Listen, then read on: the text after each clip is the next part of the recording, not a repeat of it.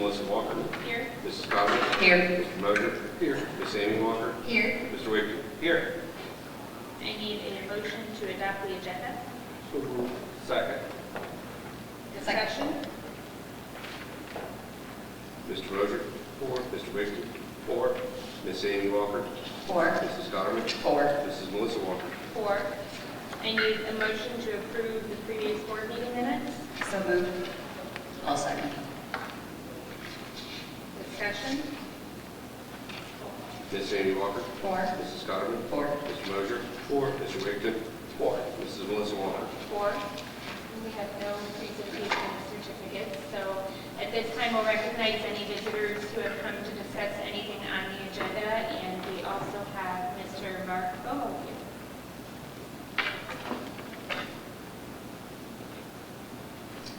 President Walker, to the board, good evening. My name is Mark Boho. I'm privileged to serve as your director of member relations with the Ohio School Board Association. Thank you all for allowing me to be here tonight. I appreciate this opportunity.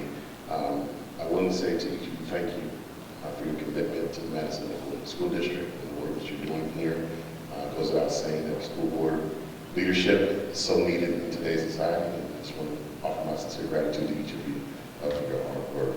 And it's in that same spirit that I come tonight to present a certificate of board service to Ms. Amy Walker for her 10 years of board leadership. To make, I say this on my travels, to make it through 1 year of board leadership is enough. To do it 10 times is to be applauded and recognized. So as your school board association, we thank you for your service, thank you for your leadership, and we look forward to continue the great work that you're doing here in Madison. So let's give Ms.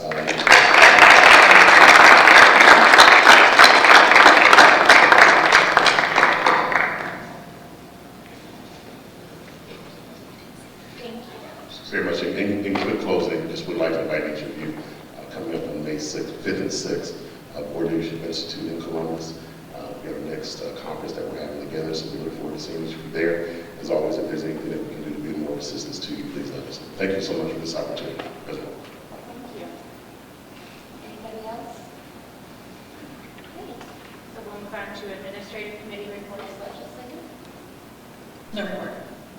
Athletic Board of Control. Student representative.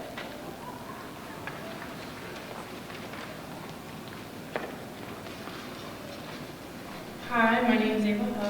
I'm going to start off with both girls and boys basketball coming to an end in the regular season tournaments. We'll be starting soon with girls playing tonight in Lima Senior. Boys and girls swim came to an end with 9 kids qualifying for districts, as well as boys wrestling going into sectionals this weekend.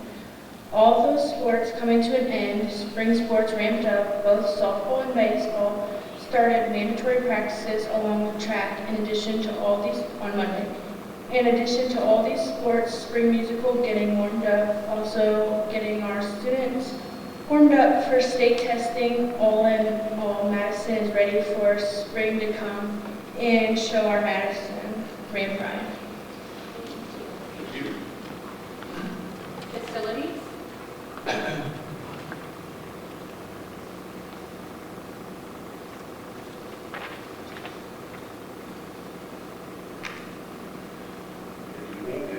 evening. Just a little bit to report.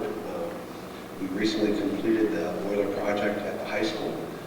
These were 2 boilers that we purchased from the Masonic Temple, which was being torn down.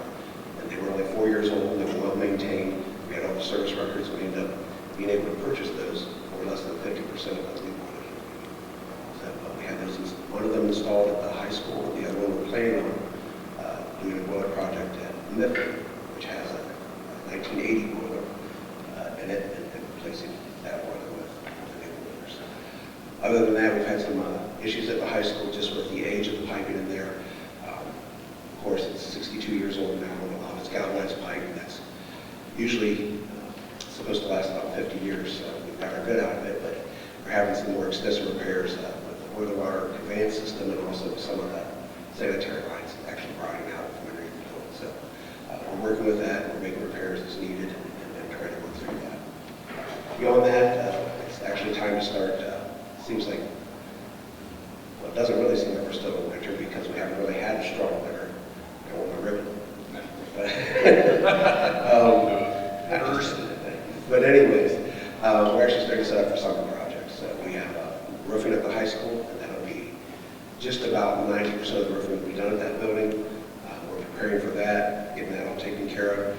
We're also going to be rejuvenating the high school track.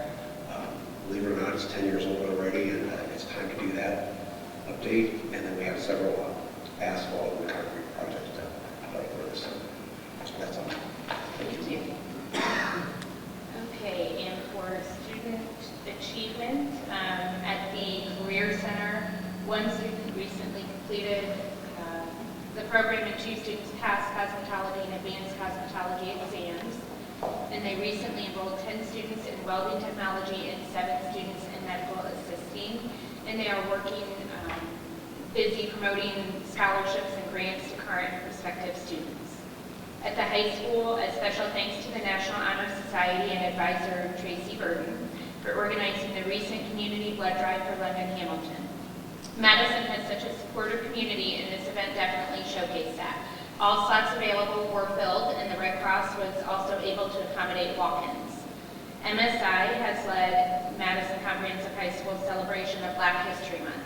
Team members read a biography of an influential Black leader over the morning announcements. They have also prepared slideshow presentations of the same Black leaders for teachers and students to review during the day's advisory period. MSI team members will be traveling to Eastview on Tuesday, February 20th to visit Mr. Grog and Mrs. Jansen's class. They will share with the students the biographies that mean the most to them. The high school is currently running a Hat Day fundraiser to raise money for the United Way. The teaching staff is also gathering money to contribute. The scheduling process for the 2024-2025 master schedule has begun. Students and parents are encouraged to examine the high school course registration book available online to help them make the course selection that best meets their interests and needs. Also, business management technology, 12 students received the Microsoft Office Specialist Excel certification. 23 students qualified for Skills USA regional competitions. 33 students for their accomplishments in the regional BPA events. Students will have an opportunity to represent Madison in our business management and cybersecurity programs at the state competition on March 7th and 8th. At the middle school, students are gearing up for state tests and are working hard to improve and show growth on the tests. They are completing testing reviews and checkpoints provided by the state to gauge student understanding. They have incorporated some new testing incentives that we hope will allow students to strive to do their best on the tests. Winter sports have finished up, and our student athletes had seasons of much improvement both on the court and in the classrooms. And their second round of conferences had one of the biggest showing of parents that we've had over the past couple of years. They also had their first night at the middle school that had a variety of activities that showcase our students and their abilities. We look forward to improving on that for next year. At Madison South, according to the mid-year diagnostic for iReady ELA, 54 students have already made their stretch growth goal for the year that was established for them based on their beginning of the year diagnostic. We're extremely proud of the hard work that students and staff are putting in. At Mifflin, the One School, One Book initiative held a grandparents' luncheon that invited family members to enjoy lunch together as a family, thanks to the efforts of Mifflin's cooks and classified staff. Mifflin Student Council members entertained during the senior citizen luncheon by singing them songs from the 1960s and 70s, and are currently holding a Spirit Week this week for the United Way. Student mid-year iReady diagnostics are complete with a growth rate sitting at 94%, where the goal for students is to be at 50%.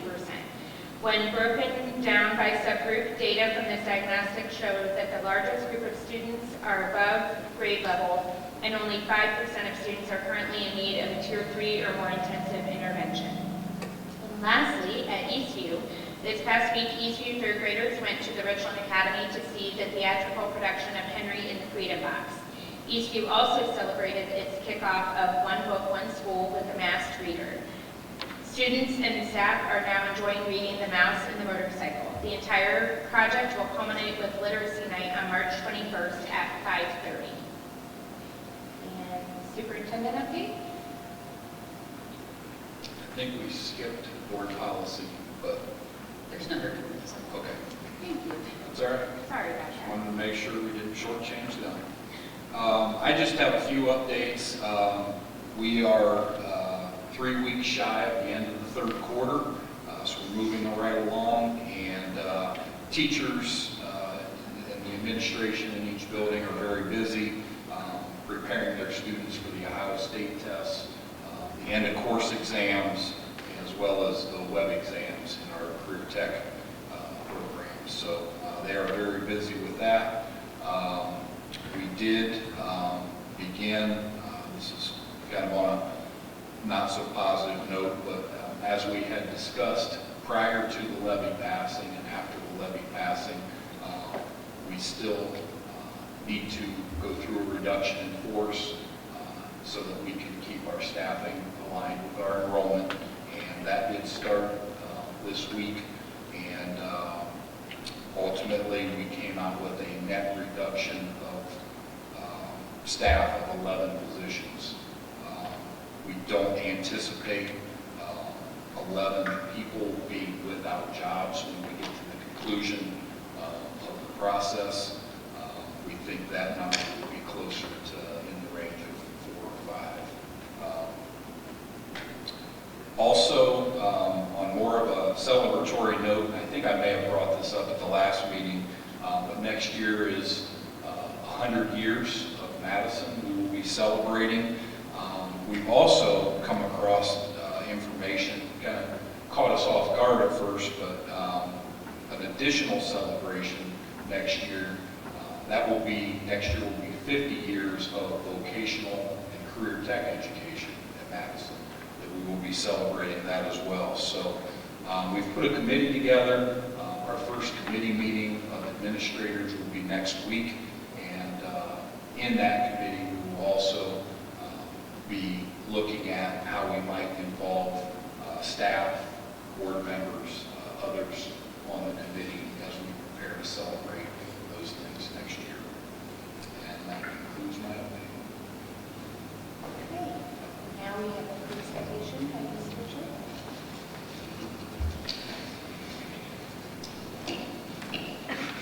Thank you very much. I appreciate this opportunity to present some information to the board about how we're doing in the Student Services Department. The first slide you'll see, it takes a village within our department, and this is kind of for the village that works out of my office over there.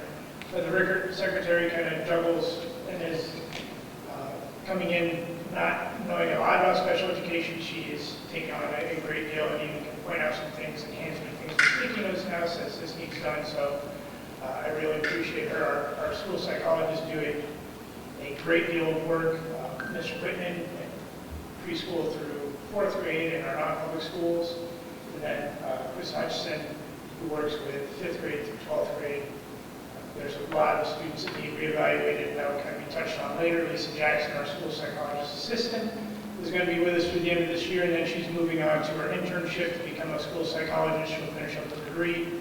Jen Eckenlauer knows more about preschool than I could ever know. Coming in, she asks a lot of questions. Now she asks some questions. John Agin, who's our home instruction tutor and our scholarship IEP writer. I also call him the director of Sunshine and Rainbows because if you know him, he is nonstop positive. It could be pouring down rain, and he'd be like, well, at least the flowers are getting watered. But he knows I call him that. And then obviously me, I get the chance to work with that group. More throughout the group, we have 42 intervention specialists, 30 special education aides, 5 nurses, contracted, speech language pathologists who do a fantastic job. We have one who covers the high school, middle school, one at each of the elementary schools, and one who works with just preschool. Occupational therapists, occupational therapy assistants, physical therapists. We work with a large group of people. Catalyst, we have a child and adolescent counselor who comes in to support our students' mental health needs, as well as family life counseling, which is grant funded from the Richland County Mental Health Board. As of today, did the count today, we have 494 students, K-12, who are identified with disabilities. We have 45 center-based preschool students, 93 total center-based students at the preschool, 12 itinerant, which means they receive services outside of that classroom. We have 94 students in the non-public schools in Madison School District, which we provide the evaluations for. So that would be at Mansfield Christian and at St. Mary's. And then this is kind of what I was talking about earlier, where our school psychs really step in. Last year at this time, because I presented in February last year, we had 50 referrals for evaluation. This year, at the same time, we currently had 91 requests for evaluations. A lot of those are coming from, we get those from doctor's offices that request either an IEP or a 504. Those both fall within my purview, so we take a look at all those. And within that, what it is the request comes in, the school psych has 30 days to determine whether to move forward with evaluation by talking to teachers, taking a look at test scores, talking to the parents. Within that 30 days, we have to tell the parent whether we're going to move forward with evaluation, or we give them what's called a PRO1, which tells them why we're not moving forward with evaluation. Once we decide to move forward, we have 60 days to complete that, and hold a meeting to show the determination of whether there's a disability or not. And then after that, the intervention specialist has 30 days to create an IEP. So we kind of have a 120-day period of time to get that in. We have quite a few throughout the year. This is data for our special education profile, which is how we're graded from the state. You can see that we've met the majority of those standards. Early childhood transitions means that we have transitions in place for kids turning 3. The 2 we did not meet are the alternate assessment participation rate. The state says we have to have that under 1%. It's kind of an arbitrary number. We are just over 1%. But we do all the things within our policy and procedures where there's a tool that's used to determine whether a student would qualify for that. We've met graduation rate, dropout rate, both set by the state. Secondary transitions, which means that we have a plan in place for those students who are 14 and older, and kind of outlining what they might do, helping them guide the process through what they might do next after school. Post-school outcomes is met, which means that there's a survey that takes place for those students after they graduate. Last year we sent out a special education survey, so we have data from that where families were surveyed. And we're using that and moving forward with some professional development for our intervention specialists. Timely initial evaluations goes back to that 60-day time period. We meet that time on. Timely correction of findings is on my plate. So when it comes back that we have to correct something, I have to create a plan to correct that and submit it to the state. Then the last 4 talk about disproportionality, which means that we're not over-identifying based on race, placing students based on race, or disciplining students with disabilities based on, there's not a discrepancy based on race. That ties into our special education rating. You can see it's based on the 2021-22 data, and we met 8 out of 9 indicators. The only one we did not meet was timely and accurate data, which means that a report didn't get to the state in time. But we are at our highest non-COVID year. You can see the 1 year, 2019-2020, we had a 4, but half of the compliance score wasn't there. So we're projected to have a 3.93 this year, which is our highest that we have within any of the records. And again, they measure the disproportionality, timely initial evaluations, early childhood transitions, secondary transition, timely correction of non-compliance, which is the corrective action plans we do, IDA audit findings, and there's a federal grad rate and then a dropout rate. And I kind of included all that data in which you can see in your slideshow on your computer. That's kind of our history of scores. And they like to change what they take for results indicators. That's why the bottom half isn't quite as filled out as the top half. Procedural additions for this year. There's a new 504 handbook. That kind of is another thing that I took on this year. So we created a handbook, met with the school counselors, outlining some of the things that we've done well in the past, some things that we need to improve upon. And the MTSS, multi-tiered systems of support, which is interventions, kind of prior to identification for special education or just to see if the interventions work. We've adjusted forms of use for that. And then just recently, last Friday, we went an internal monitoring form, kind of a nicer way to say what would be an audit if it came from the state. I introduced it to the intervention specialist. They self-reflected on one of their own IEPs that they brought and turned in that sheet to me without any information on it. Trying to use that to guide PD going forward, any areas I might need to address to make sure that we're remaining compliant. Part of my job, I feel, is just collaboration with people throughout the district. Mr. Peterson and I meet on more of an as-needed basis. I wouldn't say regular basis. If he's not hearing from me, then that's probably a good thing. But we also review ratios, making sure that we're being compliant with the state, plan for any staffing needs, and adjust our units, which recently took place as well. Working frequently with Renee on whether it's curriculum that's needed for our cross-categorical low-incidence students, and then looking at professional development options for our staff to make sure that we're doing best practices. Mr. McVicker and I get to work on a regular basis. We're currently going through a lot of the testing that Lisa Gonzalez did last year. He and I are kind of feeling out who's going to be doing what and how we can help each other out. So that's he's been a great resource as well. Allison Kahn really helps our special education rating. She checks our EMIS codes, which kind of feeds that rating, and she'll let me know when corrections need to be made so that we can remain there. Brad Stevens and the treasurer's office staff, we're always working through budgeting, how we can control costs, where we can make cuts, where we can save, and then I come back and say, well, this is where we need to spend. Because we do have students with high needs, and we need to do what's best for them. And Mike Yost probably doesn't like hearing from me very often, because he usually means that we're adjusting a bus route, or I need to request busing one way, shape, or another, but he seems to smile and laugh. I don't know if he's smiling because he's on the phone, but he's usually laughing when I call. It might be a nervous laugh. At the building level, I try and get out into the buildings at least once a week.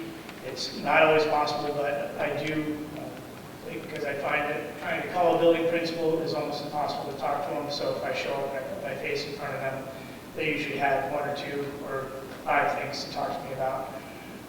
So we're looking at, Mr. Grove and I are looking at options for how we can best support our career tech students. It's an ongoing process. Meeting with elementary principals on a regular basis, ensuring students are in proper units. There's movement that occurs. There's not always agreement, so I try and play the mediator at that point. The middle school principals, we've taken a look at the middle school schedule, how we can best support students, and then just looking at caseloads because our numbers, and as you can see, 91 new evaluations, our numbers at the middle school have grown the most. And then the high school administration, we're constantly looking at, we have very complex students that we have to adjust schedules, we have to adjust how they're receiving their education. So it's a nonstop line of communication with Mr. Conway and Mr. Dittleson. Lastly, you've probably seen my communication. The monthly newsletter I send out, I try and include a staff bio, which apparently, according to Mrs. Huron, is the most read part of my newsletter. But I also include highlights on our policies and procedures, just to kind of remind that intervention specialists where they can find that. I do monthly office hours in each of the buildings where I go. I just sit in an office, and the staff's aware that I'm there. I've been there when Mifflin has showed up, or teachers have showed up with 2 packets of, this is what we've been doing for this student needs to be evaluated. Okay, this is great data, let's take it and move forward with it. And then professional development for intervention specialists, trying to support best practices. We talked about internal monitoring on Friday. We also talked about progress reporting because progress reports need to have data within them. And so I'm trying to clean up that process. And I do a poll where I review progress reports for each of the intervention specialists to make sure that we're meeting those guidelines. Future planning, I feel like this is the time of year we're still living in this year, but also looking at what next year is going to bring.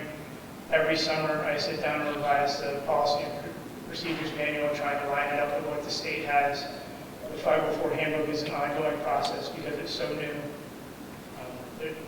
We went over the forms for the internal monitoring. Now I'm going to create an internal monitoring team where we sit down and review other people's IEPs. Well, only I'm going to know who that is. We take a look and see what's there so that they can kind of see, well, this is great, or this isn't so great, and this is how we can change it. And then creating interventions that we can use in our MTSS handbook, as well as an onboarding process for new intervention specialists. We've had a lot of new intervention specialists. There's a lot of questions that occur, so I'm trying to meet those ahead of time. And then looking at next year, continuing that Raymond Poll progress reports to make sure that we're using data, and also professional development for intervention specialists based off that internal monitoring checklist. We're going to use that and drive forward with other information that they need. And that was my assignment. Are there any other questions? Thank you very much. Thank you. Okay, I need a motion for the approval of donations. So moved. Second, I'll second. discussion. Mr. Rigdon. 4. Mrs. Conley. 4. Miss Amy Walker. 4. Mr. Mosher. 4. Mrs. Melissa Walker. 4. I need a motion for item J, treasurer's business. Second. Discussion. Excuse me. Yeah, discussion. So, excuse me. January is one of those months where the majority of the revenue comes from state foundation, so because of that, January's expenses exceeded revenues, but that was a little bit closer of a variance between those two because we did get a real estate advance from the county auditor in January. We didn't last January. One of the biggest reasons I was able to apply for it in January this year as opposed to last year is, I don't know if you remember, when I had presented on the delinquencies that were a little bit high last year's tax collection, one of the delinquencies, the reason it was high is because one of the biggest taxpayers, Columbia Gas, made their tax bills a few days late, and that was a substantial payment. So I knew that, and I waited until cash flow is at its critical point, and I requested that advance. So that was when we got the advance in January. So that's one reason the variance is a little bit closer. The positive thing is when you look at the forecasted budget revenues, which are on page 3, but they're actually on page 6. You know, as of January 31st, we get 52% of our revenue compared to what was budgeted forecast. Last year we had 51%, which what that tells you is we're right on track, we're right in the targeted budget range. What's been forecasted to be received is it's on track to do that. We go on to expenditures. The expenditures were down slightly over January this year from last year, but that was one because of reductions that have been made in staffing, and another was some offset of some lesser dollars. You know, there's 96% of our salary goes in salaries, benefits, or our expenditures are in salaries, benefits, and purchase services. And, you know, Mr. Turlow was talking to me about how he and I talk a lot. Purchase services are the, 11% of our budget, they're the third largest expenditure. So, next to utilities, all those things that he went over in staffing and support services, those are purchase services that we really can't, as much as he and I try, it's hard to whittle away at those things because they are necessary, they are a requirement by law for IEPs. Once again, if you convert to page 6, though January is 58%, 58.3% the way through fiscal year. Last month, January expenditures were 57% of what was forecasted. Last year, January were 59%. So once again, we're right on target, which is what is expected.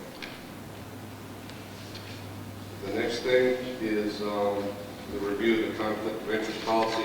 It's just, I guess it's just sent to that policy. It's just something the auditors said I should do annually.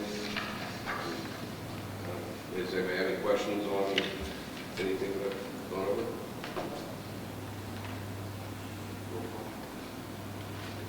Mr. Moser? Four. Mr. Wigton? Four. Ms. Amy Walker? Four. Mrs. Conley? Four. Mrs. Melissa Walker? 4. And I need a motion for item K, number 1 and 2, matters related to personnel. I'll move. Second. Discussion? Roll call. Ms. Amy Walker? Four. Mr. Wigton? Four. Mr. Moser?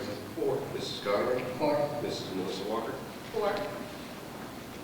And I need a motion for item L, superintendent's business. I'll move. A second. So moved. Discussion? Most of those items are pretty standard. The one that I will draw your attention to is number 7 regarding the authorization of the Ohio Schools Council to advertise and receive bids for the purchase of a school bus.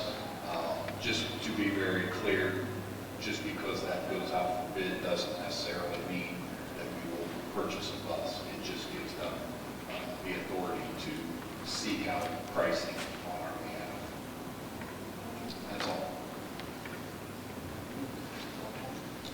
Mrs. Conley?